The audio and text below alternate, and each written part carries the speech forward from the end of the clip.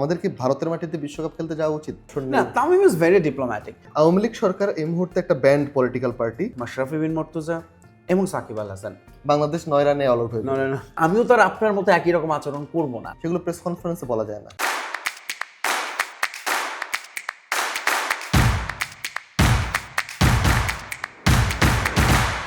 বাংলাদেশের ক্রিকেট এমন একটা মোড়ে দাঁড়িয়ে যেখানে হচ্ছে শুধুমাত্র ফ্যানরাই না, বোর্ড, ক্রিকেটার, কোয়াপ সব ধরনের সংঘর্ষের মুখোমুখি, এবং এমন একটা জায়গায় যেখানে হচ্ছে মির ভার্সেস মিরের জন্য পারফেক্ট একটা এপিসোড আপনাদের জন্য ওয়েট করছে। কারণ হচ্ছে আমরা সবসময় এরকম দ্বিপক্ষীয় যে যুদ্ধগুলো সেগুলো খুব এনজয় করি, বাট আজকের যে প্রেক্ষাপট সেটা একই সাথে যেহেতু ক্রিকেটারদের স্বার্থ জড়িয়ে, বাংলাদেশের ক্রিকেট কিভাবে চলবে সামনের দিনগুলোতে সেটা জড়িয়ে, একই সাথে একটা সেন্স অফ আর্জেন্সি ক্রিয়েট হয়েছে বিশ্বকাপ নিয়ে, সেই আলোচনাও আছে। সো আমার মনে হয় শুরুতেই তুমি আর আমি Mir Rehan Masud. Right, thank you Mir, এত সুন্দর করে ইন্ট্রোডাকশন দেওয়ার জন্য। আমি শুরুতেই বরং আপনার কাছে এই প্রশ্নটা দিয়েই শুরু করতে চাই, আপনারা কেন এগুলো করলেন? খেলা বয়কট করা কোন মানে আপনাদের রুটি রুজি যদি খেলা হয়, আপনি সেই খেলাটাই বয়কট করে আন্দোলন, মানে এটা কেমন কথা? তাও একজন লোকের কথার জন্য। ধরেন একটা অফিসে তো অনেক লোকজন থাকে, তার মধ্যে কেউ একজন একটা কথা বললে আপনি আর বলবেন যে আমি খেলবো না, আমি চলে যাবো, চাকরি করবো না? না, এটা কি কোনো কথা? চাকরি করবো না, না চাকরি করার জন্য যে বেটার পরিবেশ দরকার সেটা নিশ্চয়তা পাওয়ার জন্যই এই কাজটা হয়েছে। এবং এখানে শুধুমাত্র যে আপনার মিস্টার নাজমুল ইসলামের কথার একটা প্রেক্ষাপট ধরে হয়তো স্ফুলিঙ্গটা জেগেছে, বাট এটা কিন্তু দিনের পর দিন তাদের একটা চাওয়া ছিল এই বোর্ডের কাছে।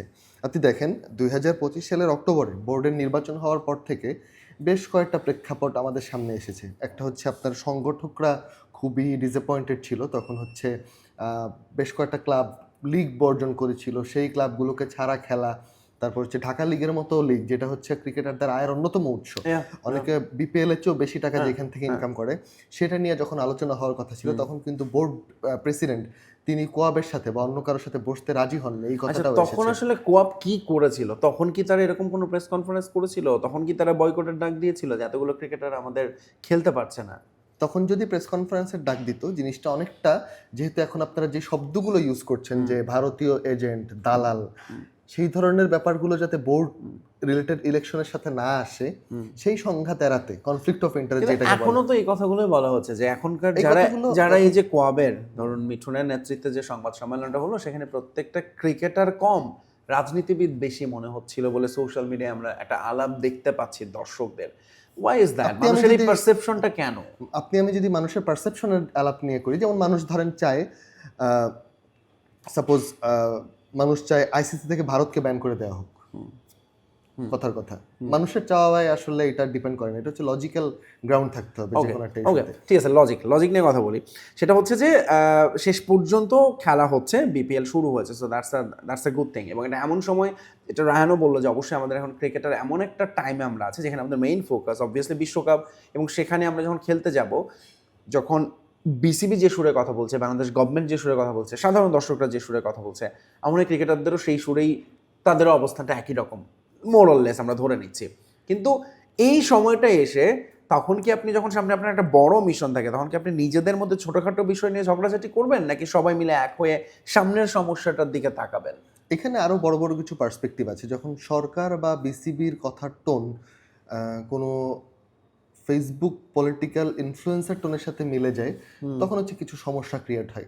যেমন হচ্ছে যেটা হচ্ছে বিসিসিআই এবং আইপিএল এর ক্ষেত্রে, ভারতে ছোটখাটো কিছু গোষ্ঠী যারা চায়নি মুস্তাফিজুর রহমান খেলুক, সাথে সাথে তারা ডিক্লেয়ার করে দিল যে মুস্তাফিজুর রহমান আমার মনে হয় কি রাখেন, এটা না মোর অফ এ চাওয়া না চাওয়ার চেয়ে বড় কথা একটা পপুলারিজম তৈরি করা, একটা পপুলিস্ট মতামত দেয়া সোশ্যাল মিডিয়ায়। আমার পয়েন্টে আসছে, যেটা একদম হচ্ছে যে হঠাৎ করে খুব ভাইরাল হবে, খুব আলোচনা হবে। আমার প্রবাবলি মনে হচ্ছে যে নাজমুল ইসলামও আসলে সেই ধারণা থেকেই তিনি কথাটা ভেবেছেন যে ওকে আমি বলে দেখি। মির ভার্সেস মিরের আজকের আলাপের যেই কনক্লুশন সেটা অলরেডি তিতুমির ভাই টেনে দিয়েছে। কারণ কিন্তু এরপরেও কথা থাকে, সেটা হচ্ছে ধরুন লেটস সে, আমি তো জানি যে আপনি অনেক কি বলে মানে অনেক কিছু করেন আসলে, যেটা আমি বুঝেও ছাড় দিয়েছে ছোট ভাই করছে।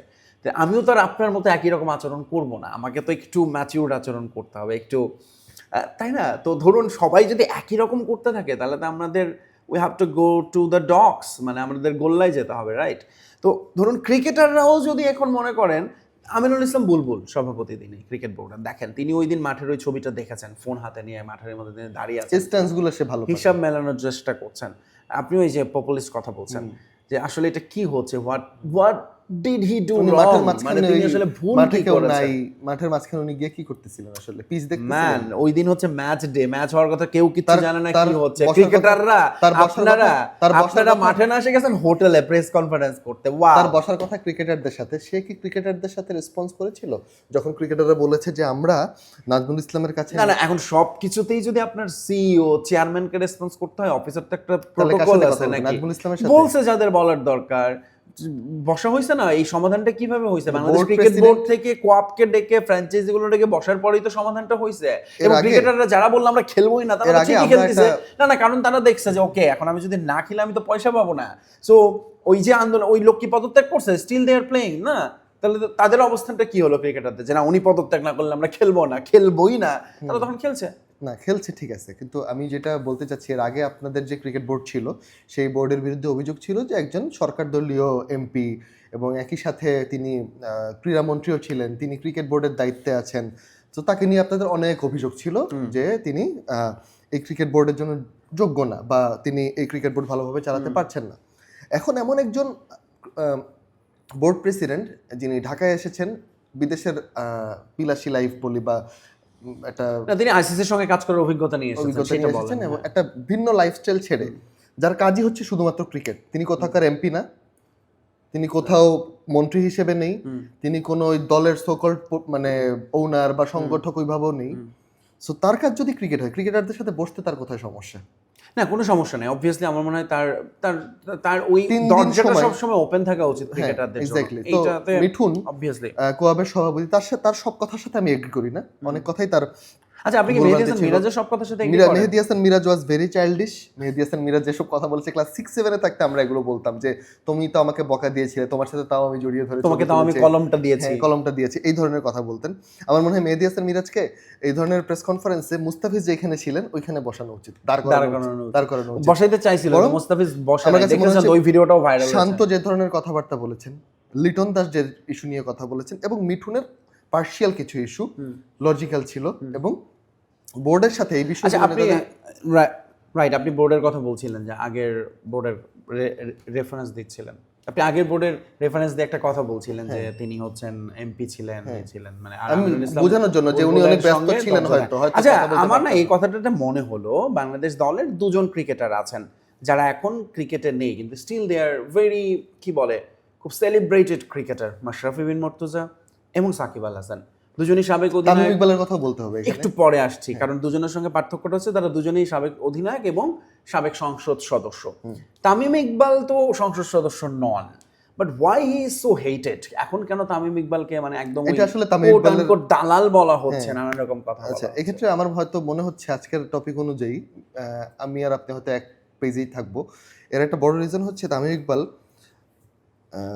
দুইটা যদি পোর্শন আমি ভাগ করি, 2020 থেকে তামিম ইকবাল আর 2020-এর আগের তামিম ইকবাল ডিফারেন্ট। 2020 থেকে আপনি যদি তামিম ইকবালের সোশ্যাল মিডিয়া অ্যাক্টিভিটি খেয়াল করেন, বাংলাদেশের সাবেক প্রধানমন্ত্রীকে বার্থডেতে উইশ করা থেকে শুরু করে 15ই আগস্ট পোস্ট করা থেকে শুরু করে এই অ্যাক্টিভিটিগুলো তখন তিনি শুরু করেছেন। 2023-24-এ তাকে 2-3 বার গণভবনে তার ছবি, তাকে অন রিকোয়েস্ট খেলতে বলা, এই ধরনের ছবি টবি আছে। 2024-এর 5ই আগস্টের পরপর তিনি আসিফ মাহমুদের সাথে, তৎকালীন সদ্য সাবেক হওয়া ক্রীড়া উপদেষ্টা, তিনি মাঠে স্টেডিয়ামে ট্যুর করেছেন। তার মানে হচ্ছে তিনি নতুন সরকারের সাথেও অ্যাফিলিয়েটেড ছিলেন। তারেক রহমান আসার পর থেকে বিএনপির প্রতিটা সভা থেকে শুরু করে বিএনপির প্রতিটা অনুষ্ঠানে তিনি আছেন। এরকম যদি আপনার অবস্থান হয়, আপনি কোনো না কোনো পক্ষ থেকে তো এই হেট্রেড পাবেনই এক না এক মোমেন্ট। Make sense. তবে আমার মনে হয় এইটা শুধু তামিম ইকবাল একটা এক্সাম্পল, বা তামিম ইকবাল একটা ভেরি ভিজিবল। তবে এখানে আপনি সাকিব আল হাসানকে দেখেন, আওয়ামী লীগ সরকার এই মুহূর্তে একটা ব্যান্ড পলিটিক্যাল পার্টি, তিনি দেশের বাইরে আছেন, তিনি কিন্তু তার অবস্থানে আছেন।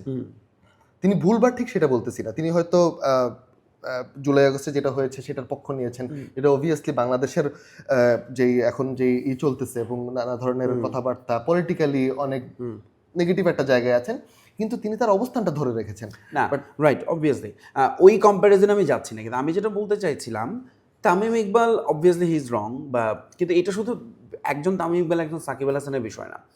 এটা আসলে আমাদের মনে হয় পুরো ক্রিকেটের ভেতরে এই ব্যাপারটা ঢুকে গেছে যে আমাকে কোনো না কোনো সাইড নিতে হবে, কোনো না কোনো পক্ষে যেতে Side হবে, নিতে হবে, কারো না কারণ কারো হচ্ছে- সাথে না, না, থাকতে এটা তো হবে। খুব obvious। এই কনসেপ্টটা আপনি যখন কারো বিরুদ্ধে নির্বাচনে দাঁড়ান সরাসরি এবং সেই নির্বাচন আপনার ভালো না লাগায়, আপনি জানেন নির্বাচনের ভিতরে কি হচ্ছে, তখন আপনি সেখান থেকে বের হয়ে আসেন। আমিও কিন্তু তামিম ইকবাল যেই অ্যাঙ্গেলে নির্বাচনে দাঁড়িয়েছিলেন, তারপরে যেসব কথাবার্তা বলেছেন, অবৈধ বোর্ড, ওই লাইনে আমি অ্যালাইন করি না, আমি এটা পুরোপুরি এগ্রি করি না, বা আমি ওই ধরনের চিন্তায় আমি যেতে চাচ্ছি না এই মুহূর্তে।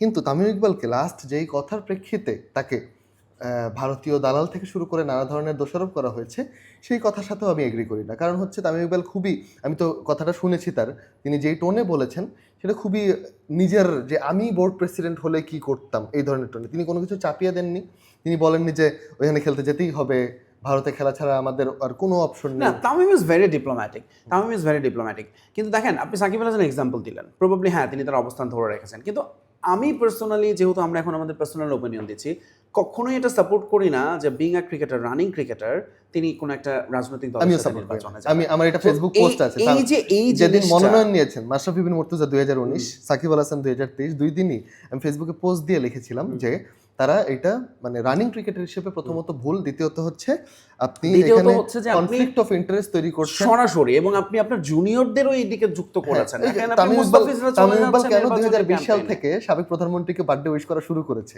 কারণ 2019 সালে তিনি দেখেছেন যে মাশরাফি বিন মুর্তজা, তার তখনকার কাছের বড় ভাই, যিনি তাকে গণভবনে নিয়ে যেতেন, তিনি এমপি হয়েছেন, এবং এমপি হওয়ার পর এটা So, অনেক বড় ব্যাপার overall এটা। এই কালচারটা আমার মনে হয় না পৃথিবীর আর কোনো দেশের ক্রিকেটে আছে। না, না, বাংলাদেশে আমি খুব আমাদের, রিসেন্ট even একটা not in উদাহরণ দিই। পাকিস্তান। রিসেন্ট একটা উদাহরণ দিই, পাকিস্তানের কথাই তো আসছে। গতকাল থেকে পাকিস্তানের ক্রিকেট পেজগুলোতে, বিশেষ করে স্টিভ স্মিথের পেজে, পাকিস্তানিদের কমেন্টের সয়লাভ, জাস্ট বিকজ একটা সিঙ্গেল ডিনাই করেছেন। Yeah, তো এই যে সম্মান বা এই জিনিসগুলোকে ওই সব দেশে বা আমাদের সব দেশে যেভাবে দেখা হয়, ওইখানে আসলে ব্যাপারটা আপনার টিম নিড, বিজনেস নিডের ব্যাপারগুলো সবচেয়ে বেশি গুরুত্বপূর্ণ। Very calculative.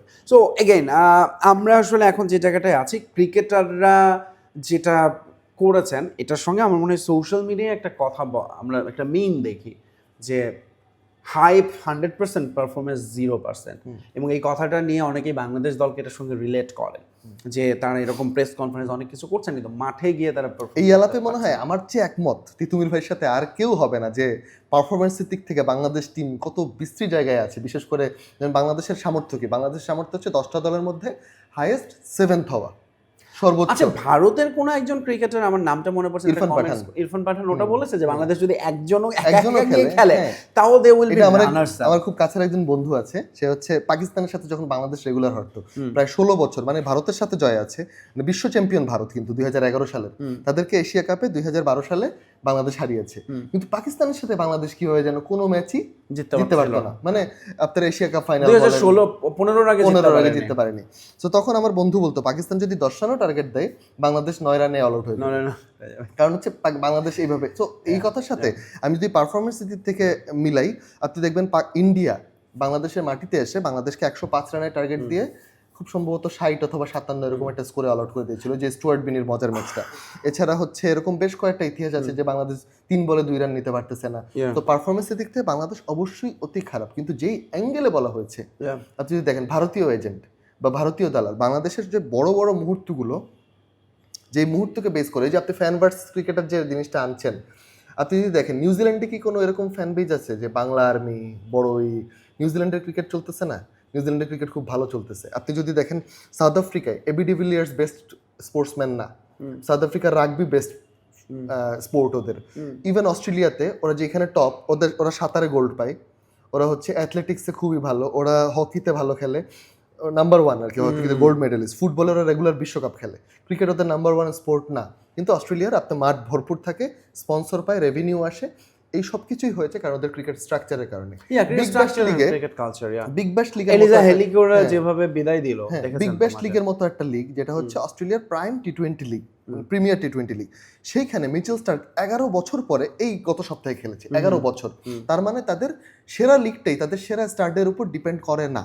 বাংলাদেশে সাকিব আল হাসান ছাড়া বিপিএল একটা সময় তো ভাবাই যেত না, এই পলিটিক্যাল এই টার্মোয়েলের আগে।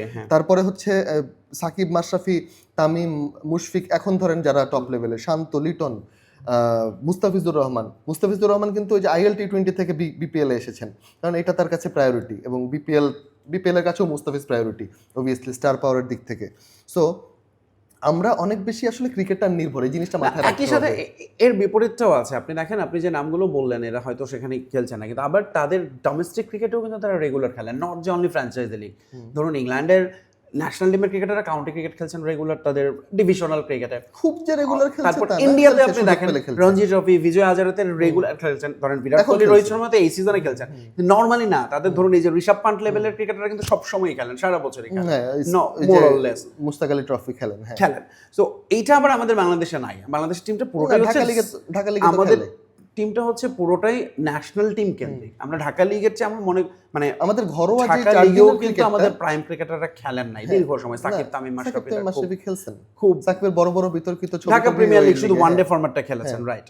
লঙ্গার ভার্সন খেলেন। 4 দিনের ক্রিকেটটা খেলে না নরমালি। 4 দিনের ক্রিকেটটা একটা বড়, আপনিও জানেন 4 দিনের ক্রিকেট কেন খেলে না। ওইখানকার যে ফ্যাসিলিটিস থেকে শুরু করে নানা ধরনের অবকাঠামোগত দিক, ইন্টারন্যাশনাল ক্রিকেটাররা ওইখানে গিয়ে যদি ইনজুর্ড হয় বা কোনো কারণে আপনার যে কোনো একটা ইসে পরে তো আপনি বড় সিরিজে তাকে পাচ্ছেন না। এক্স্যাক্টলি। সো আমার পয়েন্ট হচ্ছে যে ধরুন টেস্ট খেলতেই চাইতো না, আপনারা জোর করে তাকে টেস্ট ধরুন খেলাইতেন। এই জিনিসগুলো এনশিওর করবে বাংলাদেশ ক্রিকেট বোর্ড, রাইট? কিন্তু সেটার জন্য ধরুন আমরা এখন যেরকম কোয়াপকে অ্যাক্টিভ দেখছি একটা ইস্যুতে, এই ইস্যুগুলোতেও আমরা চাই যে ক্রিকেটাররা তাদের এই দাবি দেওয়াগুলো জানায়। একবার আন্দোলন হয়েছিল সাকিব আল হাসানের নেতৃত্বে, আপনার মনে আছে, অনেক বিষয় নিয়ে ক্রিকেট বোর্ডের সঙ্গে, এবং দ্যাট ওয়াজ দ্য ডিফারেন্ট। এবং ওটাতে কিন্তু সবার সাপোর্ট ছিল ক্রিকেটারদের প্রতি। কিন্তু আপনি দেখেছেন এখন কিন্তু মানুষের শিফট করে গেছে। মানুষের শিফটিংটা এটা আসলে political, not important. Alright, alright. আচ্ছা, আমি একটু বোর্ডের পার্সপেক্টিভে তাহলে এবার আসি। আমরা ক্রিকেটারদের নিয়ে কথা বললাম। রায়হান, আমি আপনার কাছে আবার প্রশ্ন করি, এম নাজমুল ইসলাম যে কথাটা বলেছেন, তিনি হয়তো যেভাবে বলেছেন সেটা কি ঠিক? হয়তো না। আচ্ছা, তিনি যে ঢঙে বলেছেন সেটা নিয়ে প্রবলেম, নাকি তিনি আসলে যে কথাটা বলেছেন সেটা নিয়ে প্রবলেম? তার মেসেজটা কি ঠিক, মানে ঠিকঠাক মতো তিনি দিতে পারেননি? That's a different thing. তিনি যে মেসেজটা দিতে চেয়েছেন সেই মেসেজটা অ্যাকচুয়ালি ওয়ার্ডলি কিনা, মানে এটা সামথিং টু লুক আপ করব না, প্রশ্ন করব না, কিন্তু এটার আমার বক্তব্য হচ্ছে আমরা ড্রয়িং রুমের আড্ডায় যে কথাগুলো বলি সেগুলো প্রেস কনফারেন্সে বলা যায় না। ড্রয়িং রুমের আড্ডায় আমরা অনেক কিছু বলি, যে এদেরকে, ওই যে আমরা বলি না বাংলাদেশ ক্রিকেট টিমকে কি কি করা উচিত, কিছু কথা আমাদের মিমে আসে যে ওদেরকে আপনার নির্বাসনে পাঠানো। আচ্ছা, না ঠিক আছে, আমি একটু এটা ওরা দুবাই থেকে, আমি এটা ডিরেক্ট অ্যানসারে যাচ্ছি। আমি যেরকম মনে করি যে তিনি যেটা বলতে চেয়েছেন কথাটা যদি জাস্ট এই একটা লাইনে বলেন যে ক্রিকেটারদের তো আসলে জবাবদিহিতার থাকা উচিত, তিনি পারফর্ম না করলে সেটার আসলে একটা, যেরকম আমরা দেখি না রিপোর্ট হয়েছে বিশ্বকাপের, ইনভেস্টিগেশন হচ্ছে, তদন্ত হচ্ছে যে কেন খারাপ করলো, কিন্তু সেটা রিপোর্ট কখনো আসে না। মানে এই ক্রিকেটারদের কখনোই এই জবাবদিহিতা, ক্রিকেটারদের কাজ না, রিপোর্টের কাজ হচ্ছে বোর্ডের। কিন্তু বোর্ডের রিপোর্টটা নিয়ে তো যখন দেখবে যাচ্ছে এই কারণ, অলরাইট, সো এইগুলোর কারণের এখন সলিউশন নিয়ে কাজ করতে হবে। Let's call him. যেমন হচ্ছে 2023 বিশ্বকাপে সাকিব আল হাসানের আন্ডারে যে দলটা গিয়েছিল সেই দল হচ্ছে মোটামুটি আপনার বাংলাদেশের মান ধরে রেখেছে। মানে বাংলাদেশ 2011 বিশ্বকাপ থেকে বাংলাদেশ 8 নম্বর ক্রিকেট দল হিসেবে খেলে আসছে 10 দলের মধ্যে, সেই 8 নম্বরেই ছিল। কিন্তু রিপোর্টে গিয়ে আমরা দেখলাম দলের ব্যর্থতার কারণ হিসেবে আমরা দেখলাম পুরোটাতে ম্যাক্সিমাম জায়গায় সাকিব বনাম তামিম যে দ্বন্দ্ব সেটাই ফোকাস পেয়েছে। কারণ হচ্ছে নিউজের অ্যাঙ্গেল ওইদিকে ভালো খায়, এরা ওইটাই। বাংলাদেশের যে পপুলিজমের কালচার, বা আপনারা যেই ঘরানার আপনারা কথাবার্তা বলে যেগুলো দিয়ে আপনারা পপুলার হওয়ার চেষ্টা করেন, আপনি না ডেফিনেটলি, বা আপনার কথা বলছেন নির্দিষ্টভাবে, আপনাদের যে সোশ্যাল মিডিয়া ইনফ্লুয়েন্সাররা, ধরেন যেই ঘটনা ঘটেছে ভিসা জটিলতার জন্য আসতে পারেননি, তাকে আপনারা নিউজে বলছেন তাকে আমরা ভিসা দেইনি। এইটাও না একদম উপর থেকে যখন পুশিং করা হয় আমাদের মধ্যে ওই ব্যাপারটা আছে। তো ধরুন আপনার উপদেষ্টাও যখন এরকম একটু পপুলিস্ট কথা বলতে পছন্দ করেন, সেটার একটা সবখানি আসলে লাগে। অলরাইট, আমরা মনে হয় আলোচনাটা সাংবাদিক, আপনি সমাজের দর্পণ। ইয়া রাইট, আমরা সাংবাদিক, দর্পণে আসলে আসল রিফ্লেকশনটাই আসে, আচ্ছা ওকে।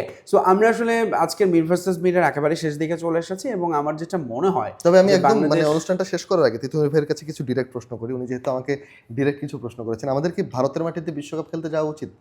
Of course not. এখন তো আর নাই, এখন আর কোনো অপশনই নেই ভারতের মাটিতে বিশ্বকাপ খেলতে যাওয়ার। এটা খুব ইম্পর্টেন্ট, এই টপিকটা নিয়ে আলোচনা আসে, কারণ আইসিসির প্রতিনিধি দল আসছে, বাংলাদেশ ক্রিকেট বোর্ড তাদের সঙ্গে বসবে, মানে we hope a better solution যেন বাংলাদেশ বিশ্বকাপগুলো খেলে। তবে হ্যাঁ, যদি এরকম হয় যে 4টা ম্যাচের 3টা শ্রীলঙ্কা 1টা ইন্ডিয়াতে, তখন আমি মনে করি বাংলাদেশ ক্রিকেট বোর্ডের নেগোসিয়েশনে একটু ছাড় দিয়ে একটা খুব গুরুত্বপূর্ণ কথা বলেছেন যে শ্রীলঙ্কার মাটিতে যদি বাই চান্স খেলা হয় বাংলাদেশে 2টা বা 3টা ম্যাচ, বাংলাদেশ একটা অটোমেটিক অ্যাডভান্টেজ পাবে স্পিনারদের কারণে। এছাড়া মানসিকভাবে তো পাবেই, তবে আবার চাপেও থাকবে। ওই মানসিক চাপটা থাকবে, কারণ দুটোই হচ্ছে থাকবে। আপনি ভেন্যু বদলায় ওইখানে গিয়ে ইতালির কাছে হারলেন। না বাট স্টিল আপনাকে ওরকম একটা বাড়তি প্রেশার নিতে হবে না যে আমরা তো ইন্ডিয়াতেই খেলতে বাধ্য বাড়তি হচ্ছি। প্রেশার অলরেডি আছে বাংলাদেশে, ইতালির সাথে ম্যাচ আছে একটা, উফ, ইতালি again। এবং নেপালের আচ্ছা, আমরা সাথে। সেসব নিয়ে আলাপ করব পরে। আজকে সানদীপ আমরা যে লামিচানের। আলাপে ছিলাম, বাট আমার মনে হয় যে আপনারা আসলে আমাদের এই আলাপে যে প্রশ্নগুলো উঠে এসেছে সেগুলো উত্তর আপনাদের কাছেও জানতে চাই। একটা প্রশ্ন হচ্ছে যে ক্রিকেটারদের অবস্থানকে কিভাবে দেখেন, 2 নম্বর বোর্ড বা নাজমুল ইসলাম যে মন্তব্য করেছে সেটাকে কিভাবে দেখেন, এবং 3 বাংলাদেশের বিশ্বকাপ খেলা নিয়ে আসলে কি সলিউশন হলে আপনি সবচেয়ে বেশি খুশি হন। ওকে, সো আমার দিক থেকে আমি বিদায় নিয়ে নিচ্ছি। মীর আছে আমাদের সঙ্গে আরেকজন, আমি তিতু মীর। আজকের মতো বিদায়। মিরান মাসুদ, বিদায়। Bye bye, tata.